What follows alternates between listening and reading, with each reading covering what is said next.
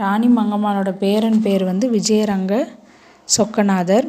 முத்துவீரப்பன் ஆட்சி காலம் 7 ஆண்டுகள். ஒவ்வொருவரும் தாம் சிறந்ததாக கருதும் சமயத்தை கைக்கொண்டு வாழ விடுவதே தர்மம் என கூறியவர் ராணி மங்கம்மாள்.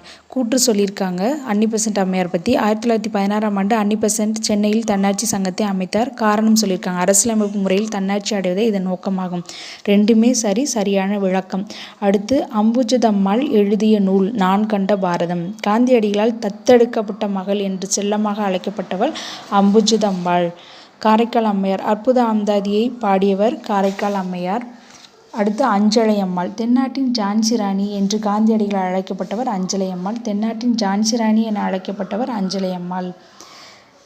காந்தியடிகளால் தென்னாட்டி ஜான்சி ராணி என்று அழைக்கப்பட்டவர் அஞ்சலையம்மாள். கொஷினோட வேர்ட்ஸ் மட்டும் பாருங்கள், சேமாக ரிப்பீட் ஆகிட்டே இருந்திருக்கு. அதுக்கப்புறம் வந்து மேட்ச் மாதிரி கொடுத்துருக்காங்க ஃப்ரெண்ட்ஸ்.